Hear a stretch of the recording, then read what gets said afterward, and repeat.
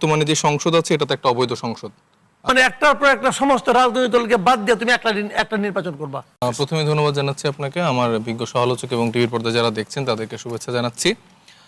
দেখেন, মানে আমরা ঐক্যবদ্ধ বাংলাদেশ জোট, জামাত, এনসিপি সহ আমাদের যে 11টি রাজনৈতিক দল আছে, আমরা কিন্তু সেই মাইন্ডসেট নিয়ে আছি যে আসলে আমরা একটা হেলদি পার্লামেন্ট এবার আমরা উপহার দিতে চাই।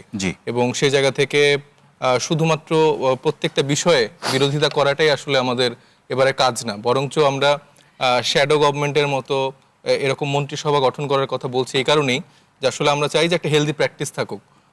তাদের যেই মন্ত্রিসভা গঠন হয়েছে, মানে শ্যাডো মন্ত্রিসভা চাচ্ছেন যে সরকারকে চাপে রাখা। ডেফিনেটলি ধরেন একজন অর্থমন্ত্রী, যিনি অর্থমন্ত্রী হয়েছেন, আমাদের থেকে যিনি অর্থমন্ত্রী, সে তার কাজের সমালোচনা করবে, ভালো দিকগুলো তুলে ধরবে, একটা হেলদি একটা প্র্যাকটিস থাকবে। কিন্তু প্রথম দিনেই আসলে বিএনপি যে কাজটা করলো সেই কাজ থেকে তো আসলে আমরা তো তাদেরকে হেল্প করতে চাচ্ছি বা তাদেরকে সহযোগিতা করার ওই জায়গাটা রাখতে চাচ্ছি, কিন্তু তারা ডে ওয়ানেই যেই জুলাইয়ের বিপরীতে একটা কাজ করে ফেললো এবং এই সংবিধান সংস্কার পরিষদে যে শপথ নিলেন না এবং সরাসরি গণরায়ের বিপক্ষে তাদের অবস্থান দেখিয়ে দিলেন। তো সেই জায়গা থেকে আসলে মানে আমরা তো না চাইতেই তারা আসলে সেই সুযোগটা বা সেই পরিস্থিতি তৈরি করে দিচ্ছে যেন আমরা মানে বিএনপির পক্ষ থেকে সাইফ মুস্তাফিজ যে ব্যাখ্যাটা তুলে ধরা হয়েছে যে এটাকে সংবিধানে অন্তর্ভুক্ত হোক, তারপরে একটা তাহলে আমি বলতে চাই যে এই বর্তমানে যে সংসদ আছে এটা তো একটা অবৈধ সংসদ। সালাউদ্দিন সাহেবের যে কুযুক্তি, তিনি তো কুযুক্তি দেওয়াতে পারদর্শী একজন ব্যক্তি, তো সেই জায়গা থেকে তো বর্তমান পার্লামেন্টেই তো আসলে বৈধ না।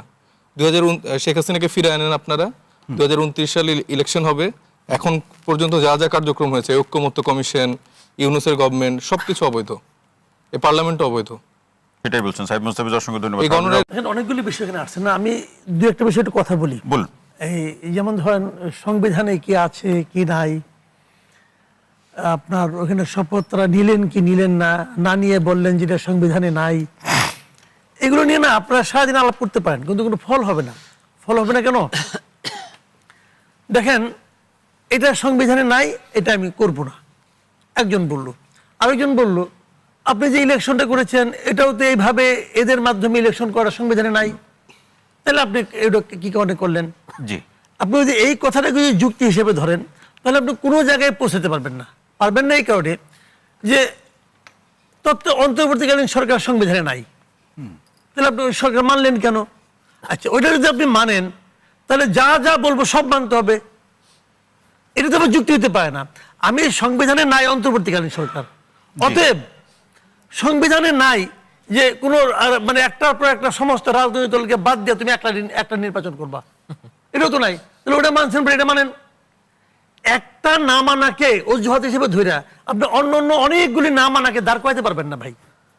বিষয়টাকে আমি বেসিকটা কোথায় আমি বলি, বেসিকটা হলো সংবিধানে অনেক কিছু নাই কিন্তু মানুষটা মেনে নিছে, কাজে ঠিক আছে। আপনি এই ফর্মুলায় আসেন, তাহলে সংবিধানে নাই, সালাউদ্দিন সাহেব বললো যে সংবিধানে নাই আমি করব না, কারণটা কি? সালাউদ্দিন সাহেব মানতে যাচ্ছেন না। এখন সালাউদ্দিন সাহেব যে মানতে যাচ্ছেন, এটা কিন্তু সালাউদ্দিন সাহেব একা না, এটা কিন্তু সালাউদ্দিন সাহেব একা না, 212 জন এমপি, 212 জন এমপি, কিন্তু 212 জন এমপি একা না, 212 জন এমপি দেশের সংখ্যাগরিষ্ঠ মানুষের প্রতিনিধি। আবার জামাতে ইসলাম, এনসিপি তারা মনে করছে মানা যাবে, তারা মানছে, কোনো সমস্যা নাই, যার ইচ্ছা মানবে, মানবে না। যতক্ষণ পর্যন্ত নিয়মতান্ত্রিক সরকার সংবিধানকে ঠিকঠাক না করবে ততক্ষণ পর্যন্ত চলতে থাকবে। পারবেন করতে? সংবিধানে অনেক কিছুই নাই, আমি মানলাম না, মানে আমি চলতে পারবো? আমি বলবো এই গভর্নমেন্ট মানি না, আমি বলতে পারবো? তারেক রহমানকে মানি না, কারণ তারেক রহমান যে প্রক্রিয়া প্রধানমন্ত্রী হয়েছে এই প্রক্রিয়া সংবিধানে নাই। কারণ তারেক রহমান যে ইলেকশন করছে ওই ইলেকশনই তো অন্তর্বর্তীকালীন সরকার অধীনে হয়েছে। ভাই এগুলো হলো জান কি, সারাদিন ঝগড়া করার যুক্তি, যুক্তি খারাপ না কিন্তু একটাও, কিন্তু এই যুক্তিতে আপনি কোনো ফল পাবেন না। তো আপনি কি এই যুক্তি বুঝে বিএনপিকে মানাতে পারবেন? তুমি যেটা করছো ঠিক না, মানবে না তোরে ভাই।